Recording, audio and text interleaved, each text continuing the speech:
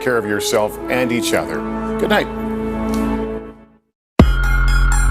This huge homeless camp on the side of the road in Salem that so many of you have written us about is finally going to get cleared. But now the people living there have no idea where they're going to go. Where's the money? I haven't seen a cent of it. Well, turns out that money could go to pay businesses to use their space for shelters. And since we're in wildfire season again, here's a reminder not to believe everything you read online, even if it's from your local sheriff spreading false claims about Antifa starting fires, which again, there's no evidence of at all. Here's the story. Thanks for being with us. Appreciate it. I'm Dan Haggerty. Hello. What is today? Is it Wednesday? I think it's Wednesday. Get mixed up sometimes, but that's okay. Thanks for being with us.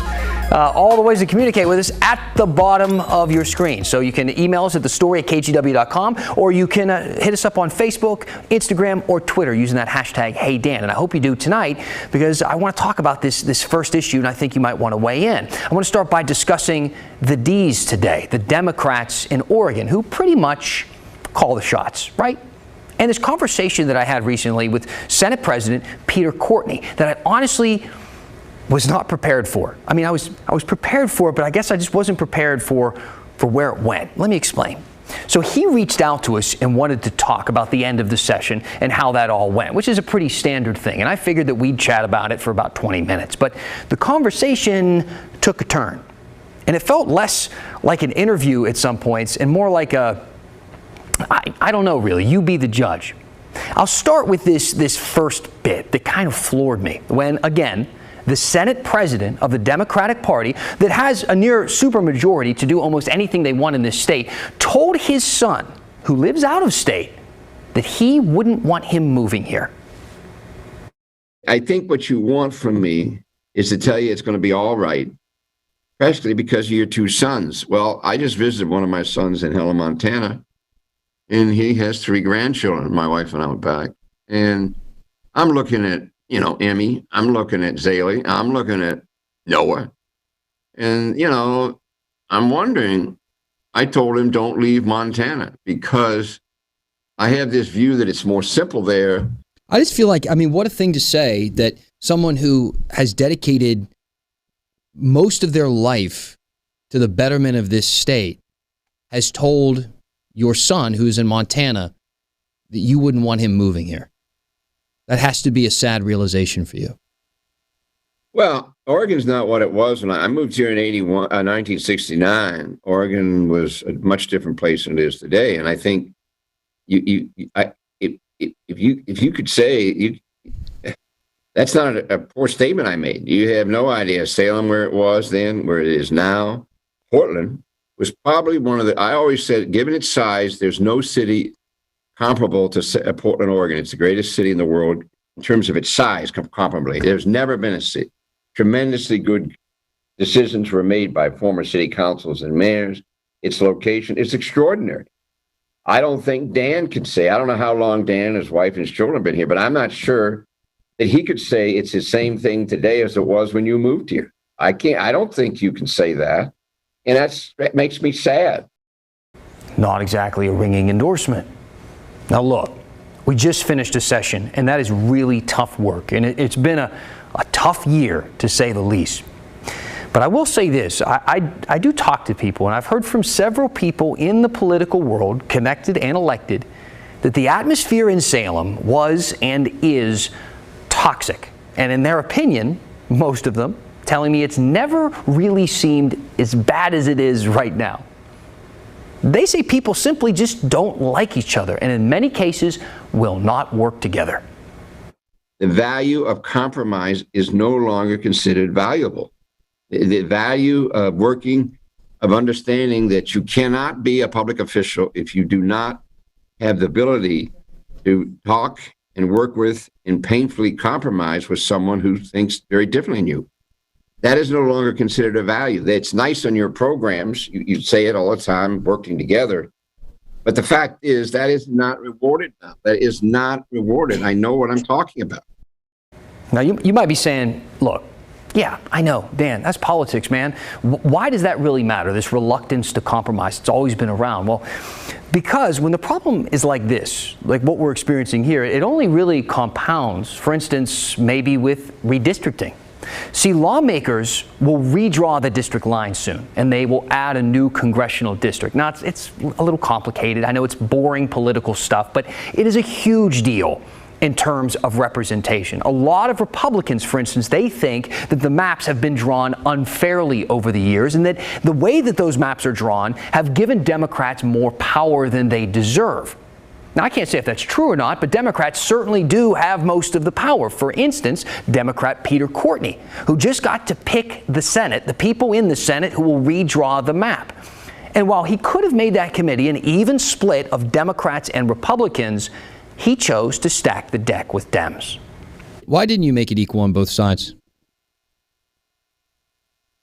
That's a very good question. And the truth of the matter is, I simply looked at the cards.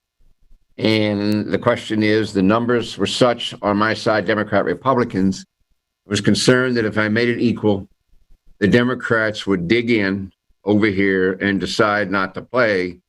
And I'll be honest, I made a partisan decision there, and I second guess myself even to this day, because it was in my nature to do that, but I didn't do it. And I thought basically the Ds that we had today were such that they would not be able, they wouldn't accept that. And so they'd start out in a very defensive position saying, well, we're going to go to the Secretary of State or something. So going to the Secretary of State, what that means is, the Secretary of State is a Democrat, and she would be given the job of redrawing the lines if lawmakers can't come to an agreement. And while our Secretary of State, Shemia Fagan, has vowed to be bipartisan if the mapping goes to her, Democrats would certainly be more comfortable with that outcome than Republicans. But what else did you hear him say there? I heard that Democrats, or as he put it, the Ds we have today, are so partisan that simply creating an equal playing field would have created a stalemate because they would have refused to compromise with Republicans. Listen, I'll say it again. Democrats in Oregon are close to a supermajority. They have almost all of the power. And according to the man that they put in charge, Peter Courtney, the Ds today can't be trusted by him to compromise on an issue like redistricting that is inherently a bipartisan issue. And then Democrats seem confused and up in arms when Republicans use those extreme tactics like a walkout. Everyone is shocked. I'm on TV going, oh, can you believe it? Now, I'm not saying I agree or disagree with that tactic, but I'm certainly going to stop acting so stunned that they're doing it. Tell me what you think. Maybe you disagree. I'd like to hear your thoughts on this interview. Peter Courtney also had some opinions of the media, of this show. If you're interested, maybe we can get into that tomorrow or a little later in the week. We'd like to know. Weigh in. Tell us what you think. Email us at thestory@kgw.com or use Twitter in the hashtag HeyDan. In the meantime, why don't we get to tonight's big story? See, this last year has made Oregon's housing crisis worse than ever. We had COVID. We had historic wildfires. A lot of people lost their incomes and lost their homes. And shelters are so overwhelmed, they're having to turn more people away than ever. In one city, it's so bad that officials, they're ready to cough up money, precious federal aid, to convince private businesses to take in homeless people. Here's Maggie Vespa. This is one of Salem's largest homeless camps. As of this week, its days are numbered. What did you think when you saw the postings? ODOT crews posted these signs along and under I-5 near the Market Street exit. More than 100 people have to start clearing out of here Saturday. Hopefully that they were prepared for that and have somewhere designated for people to reside. But that's the problem. Salem officials have told us they don't have enough shelter beds. Only a few hundred are available year-round, and most are already full. They highlighted the shortage last month when they began clearing hundreds of campers from the city's parks. I haven't slept in 2 days because I'm so stressed out. Who can sleep? And they're highlighting the shortage again this week, knowing this camp will soon be cleared too. This man asked about federal relief money dispensed to Oregon during the pandemic. I haven't seen a cent of it. Where's the money? Good question, say city officials. As of this week, they're begging to spend it. We're delighted to work with people who have buildings that might be a temporary indoor shelter. Gretchen Bennett is Salem's housing liaison. Wednesday, she was blunt. The city is looking for volunteers, likely a business owner with empty space. In short, officials want to rent it as a temporary shelter. Here's their pitch. The city is looking for a 2,500 square foot space that's ADA accessible and has restrooms. They would foot the bill, an amount to be determined, with federal COVID relief money, and the deal would last 1 to 3 months. They want to get this up and running within the next 30 days. They stress it would be a temporary fix. Permanent ones are on the horizon. We're delighted about several projects that are underway in Salem. Salem officials and local nonprofits are also using COVID relief money to open several new shelters. Among them, this Super 8 motel. Come this fall, it's slated to hold about 100 beds, maybe more. Total, the city says close to 770 new shelter beds and organized outdoor spaces will open in Salem by next year. But officials say while that's great news, these people need somewhere to go now. They're hoping a business owner hears their plea and offers to lease a space. City officials say they don't have any concrete offers right now, but they're optimistic. If for no other reason, randomly one business reached out and offered to help in the short term. Denny's kind of empowers us to make a difference in our community. Tina Mann manages the Denny's on Market Street. It's about a block from the camp along I-5. Monday, she's inviting nonprofits and housing advocates to set up tables in her parking lot. The idea? People in this camp can come down the street, rest, drink water, and get help figuring out their next move. You told me earlier these are your neighbors. They are our neighbors. I just think that, everyone should practice that kindness in their heart every day. And we can't fix everything, but if we can fix something, make a little tiny step towards a difference. And I think that's important. Maggie Vespa, KGW News. Now, if you haven't noticed, wildfire season is here. I know we've got blue skies in the Portland area, but a lot of places in Oregon, parts of Washington are dealing with smoke-filled skies, and some people have actually had to be evacuated and leave their homes. Now, I know we're all hoping things never really get as bad as what we saw last year in terms of the size and the scale of these fires, but I'm also hoping things don't get as bad in terms of the conspiracy theories and the false claims that we saw. Now, to refresh your memory, during the wildfires in Oregon last September, there were all of these rumors that were spreading online that people in Antifa were lighting those fires. There was never any evidence of that, and the FBI even came out and said that these were false claims and to not believe them. But so many people did already believe them that local agencies in some parts of Oregon were overrun with 911 calls from people reporting those rumors. And what really didn't help is when members of law enforcement started repeating those false claims too. A Clackamas County Sheriff's deputy was recorded on camera saying this. This is important because, and I'm gonna say this, Antifa okay, right, are out causing hell. Right. And there's a lot of lives at stake, and there's a lot of people's property at stake because these guys got some vendetta. Again, there was no evidence that any of that was ever true, and that deputy was put on leave, but that wasn't an isolated incident. Another Clackamas County Sheriff's captain also repeated false claims about, quote, suspected Antifa starting fires during a public meeting last summer. And just today, we learned about a sheriff in southern Washington who did the same thing. The Daily Beast has a story on it that we think is worth your time. They got a hold of some emails sent last summer by Sheriff Bob Songer of Klickitat County, which is right across the river from the Dalles. One of those emails reads, one of the methods Antifa is using to start fires is to take a mason jar with tinder placed inside the jar, put in brush with a lid open so the hot sunlight will create a slow start, which allows them to be out of that area before the smoke appears. First of all, there's no evidence of that ever happening. Second of all, this seems like the most hipster and most ineffective way to ever start a fire. I should also mention the sheriff sent this email to officials throughout the entire state of Washington. So during this fire season, if you hear a rumor or some kind of claim that sounds strange or maybe unlikely, please send it to us. We will research it for you and tell you if there is any evidence to it, if it is true or if it is not true. That's our job. Email the story at kgw.com or use that hashtag HeyDan on Twitter. Now, I got this email from Nikki. She said, "Hey, Dan, I am curious as to how wildfires get their names. Darlene or Ruler or Bootleg are examples. Would the Forest Service do this?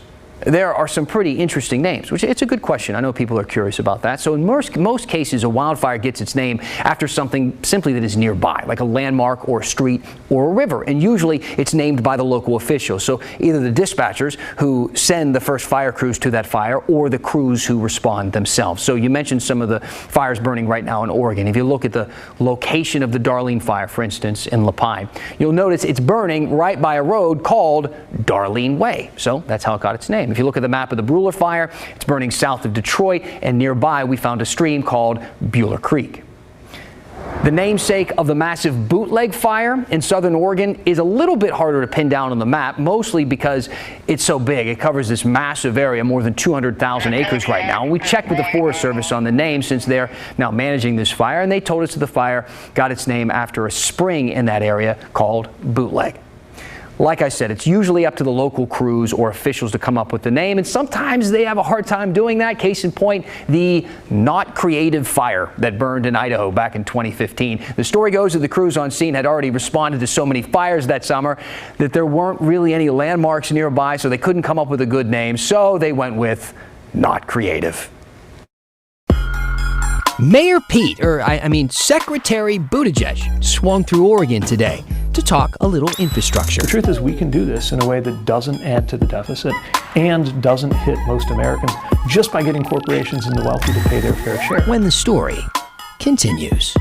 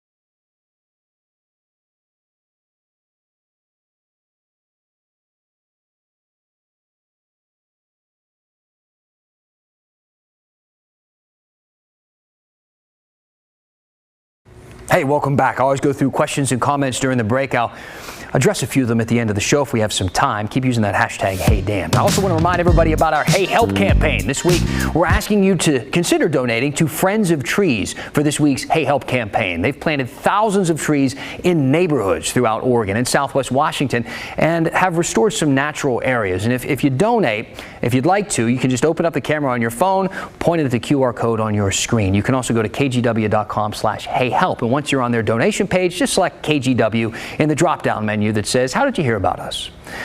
You can also volunteer to plant some trees yourself. with Friends of Trees, it is such a tangible opportunity to participate in something that is in your backyard.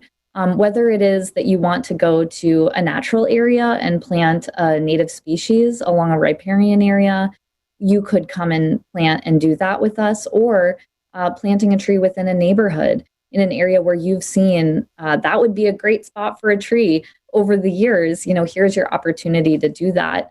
And so Friends of Trees works with about 6,000 volunteers in a normal year, each planting season. And we hope to have our planting calendar ready in the next month or so to have people check it out and get involved for next planting season.